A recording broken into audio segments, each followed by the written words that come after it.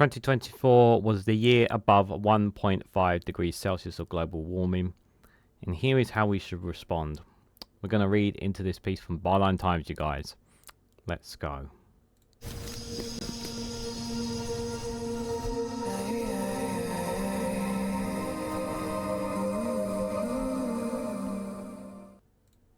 Good morning, good afternoon, good evening, wherever you are in the world. This is Reganelite here with an article from Byline Times with the headline that 2024 was the year above the 1.5 degrees Celsius of global warming, and here is how we should respond. Extinction Rebellion UK reflects on the meaning of this historic moment. Guys, while you're here, make sure you hit the like button and share it across social media so others are notified of this video. You know, the climate is one that we don't talk enough about. It is a very serious issue.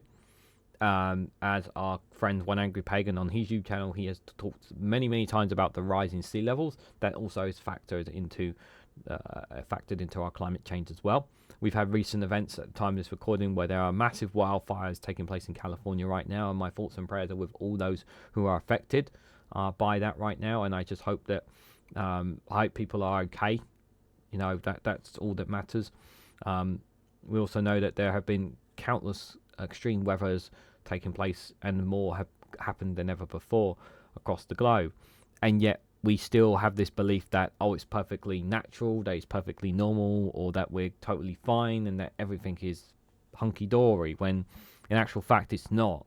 And there has been countless evidence. We have seen big rivers in places across the world where, or ponds where it used to be massive and are now shorter because there's less water. We've seen the ice, the Arctic up in the north, had so much ice before, but decades and decades now is becoming less and less. Where is all this water going? It's not receding, it's not going back to what it used to be before. We've had much floodings taking place here in the UK and not being able to handle it. We've had countless devastations been taking place across the world. Not just in 2024, but 2023, 2022, 2021. Look at the earthquakes and tsunamis that took place in Haiti, for example. There was a massive earthquake in Japan not too long ago as well. All these complete devastations and whatnot. And we're going to say, and we're just going to keep burying our heads in the sand and say that it's nothing to do with climate change and that this is perfectly normal, when scientists have been saying this for so long. But no, we're going to listen to some think tank who's been paid by oil companies to tell you that no, it's because of X, Y, and Z instead.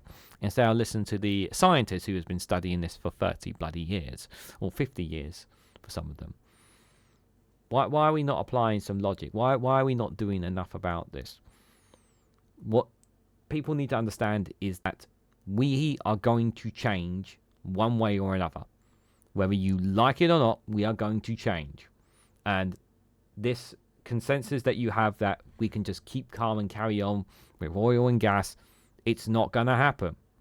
It's not going to happen. We are going to change one way or another. And if it means that half the population gets wiped out as a direct result of it, then that's what we're going to end up doing. But believe me when I tell you, it is going to change one way or another. That the people just don't want to accept it. The truth is there. The evidence is there. We've seen it time and time again. The evidence is very clear. Countless stories, countless footage, countless experts have been saying. But we continue to listen to oil and gas companies who continue to pump money towards politicians, towards think tanks, towards social media companies and entrepreneurs and capitalist dogs to make you have to paint this picture that somehow continue not sticking with oil and gas is a bad thing. The world needs to stop revolving around oil. We need to move on from it. We need to run it down from it for all our sakes. Today, the world was told in 2024 was the first year the global average temperatures exceeded 1.5 degrees Celsius according to the EU's Copernicus Earth Observation Programme. In fact, it is worse than that. It's 1.6. The increase in global temperatures has blindsided scientists who are struggling for explanations.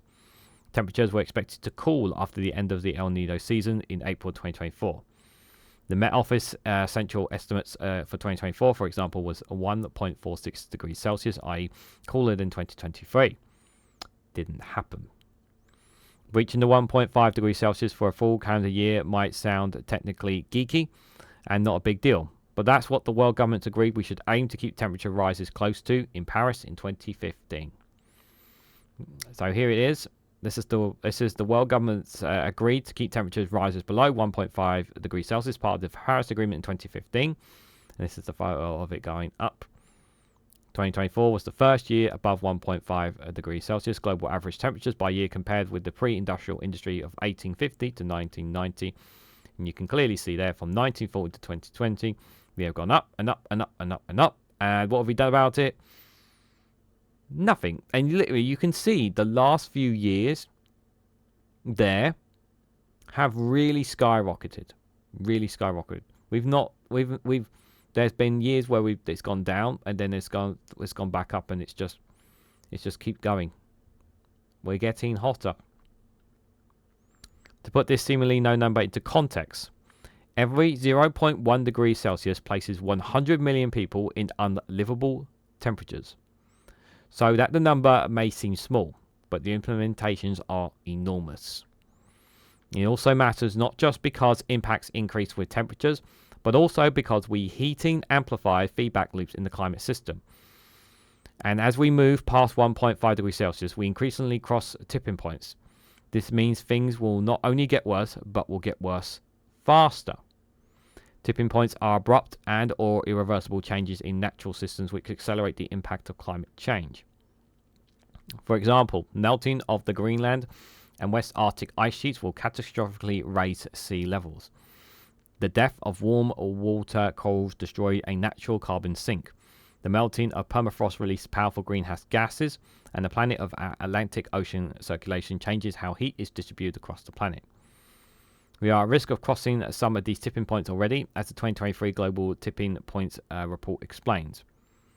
The threats could materialize in the coming decades and at lower levels of global warming than previously thought. They could be catastrophic, including global-scale loss of capacity to grow major stable crops. Triggering one Earth system tipping point could trigger another, causing a domino effect of accelerating unmanageable damage. Tipping points show that the overall threat posed by the climate and ecological crisis is far more severe than commonly understood. A threshold could be passed where feedback uncontrollably tips the system into a hothouse Earth scenario where the climate stabilizes in the long term at 4 to 5 degrees higher than the pre-industrial levels, and with sea level rises of 10 to 60 meters higher than today. The scientific mainstream has been systematically underestimating the risks of feedback and tipping points in both their models and their assessments. Because feedback loops are not fully integrated into climate models, current emission plans might fall short in adequately limiting future warming. Leading climate scientists warned in October. In order to determine if the long-term average has crossed 1.5 degrees, scientists tell us we need another 10 years of data. But they're also telling us that we need to act with greater urgency than ever before, and that action needs to be transformative. And you don't need to be a scientist to see what's happening right now in our own doorstep. In just the first 10 days of 2025, we've seen widespread flooding in Greater Manchester, followed by over 100 flood warnings across the UK. First, we need to recognise and process our grief for what we are losing. This will give us the strength we need to act and overcome our anxiety in the future. While we are too busy, we are too late to stay with 1.5 degrees Celsius. It's not too late to prevent worse outcomes. As leading climate scientists reminded us in October, avoiding 10th degree of warming is critically important. Climate Action Tracker estimates that since the Paris Agreement was signed in 2015, stronger national climate policies have brought the end of century temperatures projected temperature rises down from 3.6 Celsius to 2.7. That shows that cumulative effect of stronger policies around the world can shift the dial over where we might end up in 2100. But ambition has stalled since COVID. So yes, we need to come together in our community to prepare for what is to come, but we can't give up the fight for urgent, large-scale mitigation. If we do, then we just make the worst-case scenarios inevitable. The narrative is that it's too late to make a difference, to push by fossil fuel interests to stop interference with business as usual. Giving into this narrative gives the climate criminals a free pass to continue making as much money as possible where they burn our homes to the ground. Money won't matter if we are dead. Concerned citizens have to keep going. We also need to raise our game strategically. It is clear the time for instrumentalisms has passed. Only rapid action can phase out fossil fuel and can impact the trajectory that we are on. After the floods in Spain, the Observer Global Environment editor concluded we need to quickly kill the fossil fuel industry before it kills us. At XR UK, we've been exploring switches for the fossil fuel industry, what levers and levers used to not to bring an overdue end to fossil fuel development around the world, but also wind existing production down in time to slow temperature rises. Over the years, our supporters have carefully broken the windows of banks to bring attention of how they are continuing to fund new fossil fuel projects despite their incompatibility with the Paris Agreement. We targeted the insurers and lawyers who still provide the underwriting and legal advice to projects that are rendering life on Earth inhabitable. Our message to the government, the banks, insurance industry and legal professions should all be regulated or even given a new legal structure so that they protect life. Concerned citizens in the UK have a unique opportunity to take strategically effective action as the country places an outside role internationally through the City of London and as a place where many infrastructures or finance, insurance and the legal profession makes their homes. And the new year provides us with all opportunities to reflect on this historical moment. XR was founded so that anyone can act in our name as long as they are abided by our principles and values. Can we individually and collectively rise to what the moment is asking for us? I want to believe so, but the problem is many people are feeling down and despondent and giving up because many people are struggling, and people, understandably so, are thinking about themselves and not the planet, because many people are struggling to make ends meet. Many people are dealing with trying to count their costs, and I understand that. That's why we need to make this transition now, transition out of what we are in, so that we can be better for ourselves and for our children and our children's children in the future. To say that it should come out of our purse, no, it can come out of government's funding, can come out of taxpayers. It can be done. It is just the political will. It's all about the political will to make these changes, guys. That's all it is. That's all it is political will. We just need to take action to do so. I know it's a fight. It's a hard battle, but we need to keep talking about climate. It's a big issue. Our planet depends upon it. We need to call it out. So what do you guys think about the situation around climate? What do you guys make about the situation that our planet is getting warmer and our crops we're going to be having less food as a result as the global population continues to increase? Let me know your thoughts on all this and more down in the comment section below. If you found this video informative and helpful, please hit the like button. We greatly appreciate it. Share this across social media so others are notified of this video. If you haven't subscribed already, please consider subscribing because it really does help support the channel.